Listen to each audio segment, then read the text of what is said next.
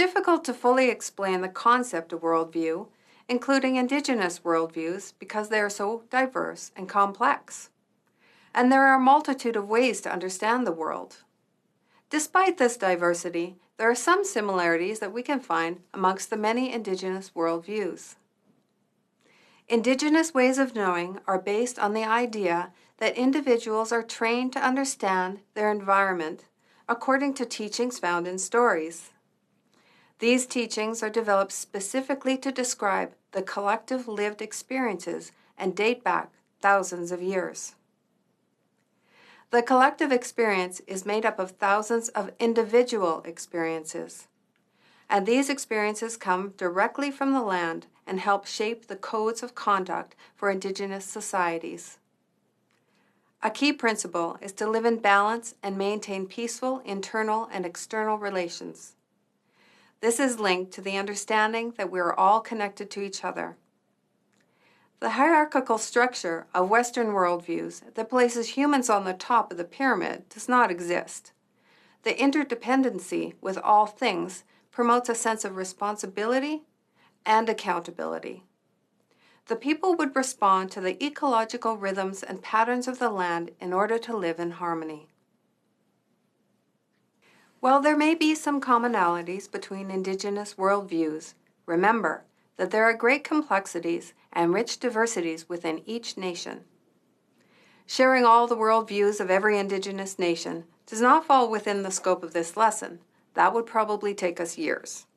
However, we will talk briefly about 4 different worldviews: Inuit, Nehiawak, Kanyen'kehá:ka or Mohawk, and Tlingit. First, we will discuss some commonalities between indigenous nations. Then, we will take a brief look at some of the ways in which each of these nations, the Inuit, Nehiawak, Kanyen'kehá:ka, and Tlingit, understand their place in the world and how these worldviews rationalize thoughts and actions. First and foremost, indigenous worldviews often have the philosophy of interconnectedness and belonging. This is the understanding that we are all related. Our discussion on storytelling established that indigenous worldviews include the understanding that we are connected to each other and to all life on Earth. The phrase, "all my relations," demonstrates that this relies on a respect for all living things. The governing principles of peace and harmony are highly valued, and each person is expected to have accountability for their actions and words.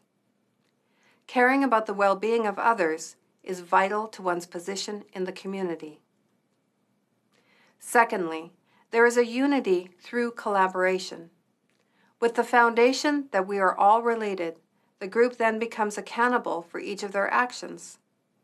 Each child, youth, adult, and elder has a role and a responsibility to each other and to the community, ensuring that there is peace and harmony. Thriving groups function well when everyone works towards a common goal. Thirdly, there is a distinct relationship with the land extending to environmental stewardship. The idea that land is a commodity to be exploited or owned could not be conceived. Land is only borrowed from future generations. While indigenous peoples utilize the land in many ways, through agriculture, forestry, hunting, fishing, gathering, and living, there is a responsibility connected to these resources. This understanding of stewardship is based on the belief that land is the heart of creation. Land is not merely a supplier for resources, but an environment to be cared for and looked after for the next generations. We will take a brief look at 4 distinct nations, the Inuit, Nehiawak, Kanyen'kehá:ka, and the Tlingit, and discover that their unique worldviews are often reflected by the land and territory that they occupy. The physical landscape influences the values and paradigms of each nation's worldviews. The Inuit thrive in the northern region of the globe.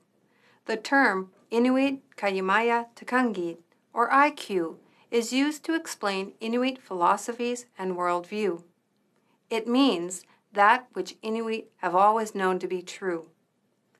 Although the Nunavut government has formally adopted this wording to describe Inuit worldview, it's important to realize that the Inuit occupy a large span of the circumpolar north, circumstances which necessitate variations in the culture.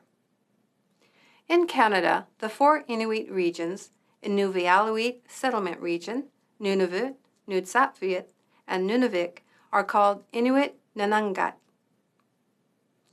The Arctic environment, which includes vast shelves of seasonal ice and marine waters, shapes Inuit worldviews. Therefore, a traditional homeland territory that includes sea ice and other marine water is vital to Inuit worldview. Thriving in the harsh Arctic climate, Inuit people relied heavily upon each other for survival.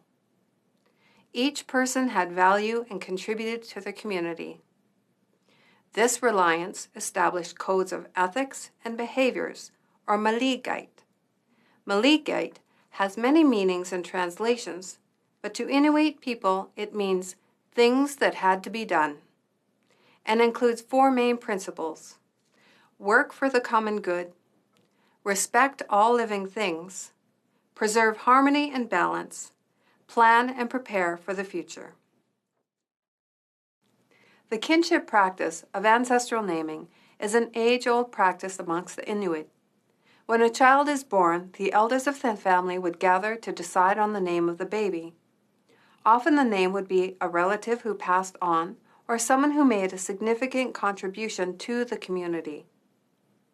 All of the characteristics of that ancestor, including the strengths and skills, are imbued onto the child. From the naming day forward, the child is expected to act in the manner of their respected namesake.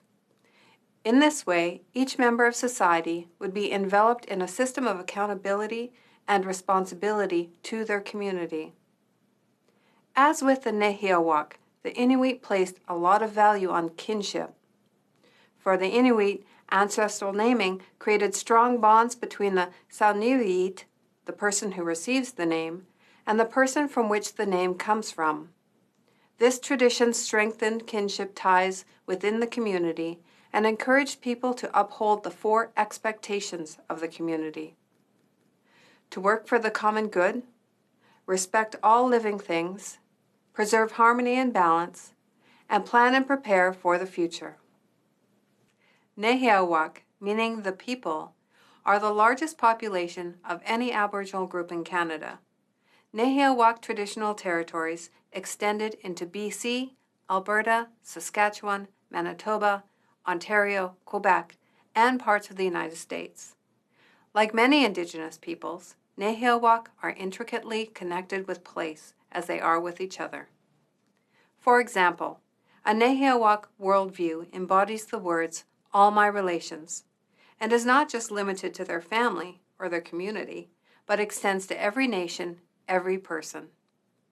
Because Nehiawak traveled over vast distances in largely mobile culture, it was important to know who your relatives were.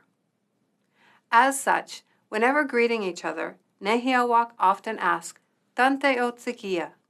Separately, the word tante means where, Otse means from, and Kia means you. Put together, one might understand the words as, "Where are you from?" But taken within a cultural context and considering the value placed on Wakotuan kinship, it means belly button. So what role does belly button play in this? Well, Tante Otsekia within the Nehiawak worldview means that your belly button is literally the connection between you and your mother. It is the connection you share with all of your ancestors, your grandmother, and all your great-greats. Your metaphorical umbilical cord connects you to thousands of relatives. So when you're asked, "Tante Otsekia," it's not "where are you from," but more like, "who are you from?" The Nehiawak of the Plains believe that each Nehiaw are given gifts from the Creator when they are born. The physical gift of the body, the emotional, mental, and spiritual. In this way, the Nehiawak term, "all my relations," can be seen as a way to live in the world. People of the place of Flint, as the Kanien'kehá:ka call themselves, who are one of the 5 branches of the Haudenosaunee Confederacy, are also known as the Mohawk Nation. Along with their creation story of Sky Woman, the Kanien'kehá:ka of Kahnawake also utilize the concepts of the 7th generation, the Great Law of Peace, and the 2-Row Wampum Treaty as the basis for forming their values and beliefs. While Kanien'kehá:ka worldviews do share some commonalities with other indigenous peoples, their extensive agricultural work with the land has had a great influence on their worldviews. For instance, Kanien'kehá:ka women were responsible for and tended large plots of land for planting, cultivating, and harvesting. This distinct connection exists between the women's strong leadership in this provider role and the development of a matrilineal clan system. Kanien'kehá:ka lived in longhouses and were housed in 3 clans: the bear, the wolf, and the turtle.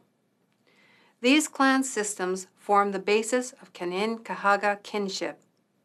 This kinship system is crucial to the ways in which Kanien'kehá:ka see the world.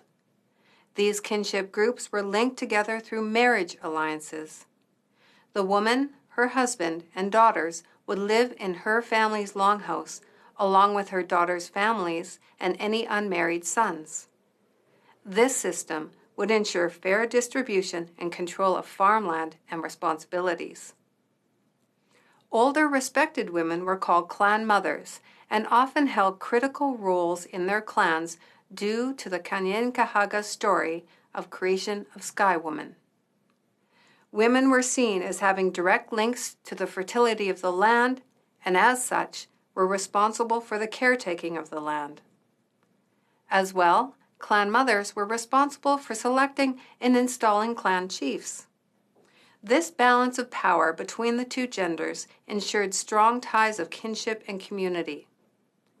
This particular worldview about roles and responsibilities structured everyday life and functioned to create a peaceful and thriving existence for the Kanien'kehá:ka. The Northwest Coast Indigenous Nations share similar traits, practices, and worldviews. Even so, this area is brimming with diversity, just in the variation in languages. It's amazing. There are 45 different indigenous languages in this small region alone. The Tlingit are one of the many nations living along the Pacific coastline, and within the Tlingit there are 21 geopolitical groups, or Kwan. Unlike the Inuit and Nahiawak, the Tlingit do not have village councils or confederacies to manage governmental affairs. Instead, like the Kanien'kehá:ka, they have a well-developed clan system. Like with the other tribes, it was the land and the environmental dynamics that influenced the formation of Tlingit ways of seeing the world. For example, potlatches were utilized as a method for the redistribution of resources amongst community members, and served well as a method for governance. Due to the abundance of resources and the temperate climate, the Tlingit often made and accumulated great stores of food and material items such as chilkat robes, button blankets, vests, and masks. The potlatch ceremony redistributed resources, sharing this material wealth.